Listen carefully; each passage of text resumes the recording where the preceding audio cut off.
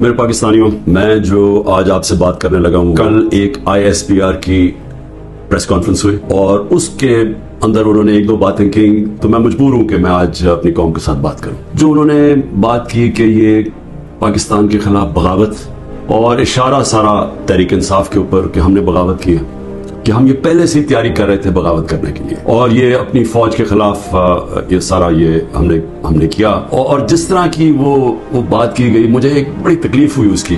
تو میں نے کہا کہ میں آج اپنی قوم کے سامنے ذرا 2-3 پوائنٹ رکھوں، کیونکہ جب ایسی بات کی جاتی ہے تو اس کا جواب دینا بڑا ضروری ہے. دیکھیں، اب یہ موقف آ گیا ISPR کا اور پاکستان کی اسٹیبلشمنٹ کا کہ تحریک انصاف نے بغاوت کی. اب یہ دوسرا بھی ایک موقف ہے، یہ ہمارا بھی موقف ہے، یہ میرا موقف ہے، میری پارٹی کا موقف ہے کہ ہمارے خلاف پوری کانسپریسی کی گئی، ہماری گورنمنٹ گرائی گئی.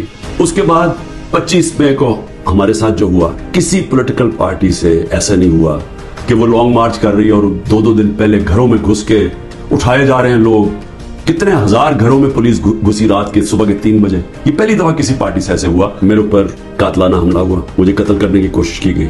اس کے بعد ہمارے اوپر میرے گھر پہ حملہ ہوتا ہے، یہاں لوگوں کو زخمی ہوئے، سارا دن گھر اندر بیٹھ نہ سکے، 24 گھنٹے ٹیئر گیس قبروں کے اندر.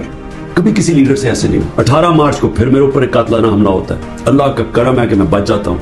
اس کے بعد اگلے دن یہاں 2 دن کے بعد 3 دن کے بعد ادھر ایک اور مرتضی بھٹو ٹائپ قتل کرنا تھا.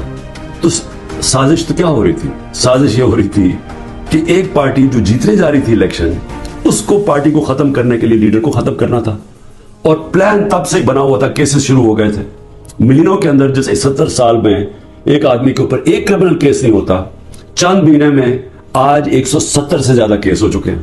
یہ ملک کی بہتری کے لیے ہو رہا ہے کہ ایک پارٹی، سب سے بڑی پارٹی کو باہر رکھنا. اس سے بڑی سازش کیا ہے؟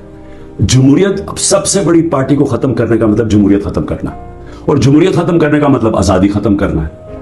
تو یہ کیا ملک کے خلاف سازش نہیں ہے؟ اور پھر جو 9 مئی کو ہوا، اب ISPR صاحب کہہ رہے ہیں کہ جناب 9 مئی کو جو ہوا ہے بڑی سازش چلتی آ رہی تھی، تو وہ سازش سامنے آئی، بغاوت.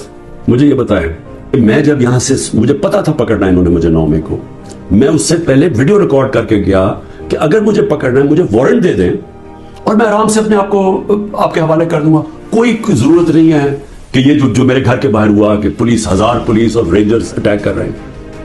سب کے سامنے جو ہوا کہ رینجرز بھی نہیں بلکہ وہ کمانڈوز تھے، انہوں نے اٹیک کیا، شیشے توڑے. عملہ جو بیٹھا ہوا تھا رجسٹری آفس کا اسلام آباد کو، اس کو مارا، وکیلوں کو مارا، مجھے لگا ڈنڈا، مجھے اس طرح لے کے گئے جس طرح کوئی دہشت گرد ہے. غیر قانونی طور پہ مجھے پکڑا. کیا یہ بھی سازش کا حصہ تھا؟ کیونکہ اس کی وجہ سے اشتعال آنا تھا لوگوں کو. اور ہمارا موقف یہ ہے کہ اس کو استعمال کر کے ایک پورا کریک ڈاؤن کیا گیا جو پہلے سے پلان تھا. ہو ہی نہیں سکتا کہ 2 دنوں کے اندر آپ 10,000 لوگوں کو جیلوں میں ڈال دیں پکڑ کے، جب سے پہلے سے پلان نہیں بنا ہوا تھا.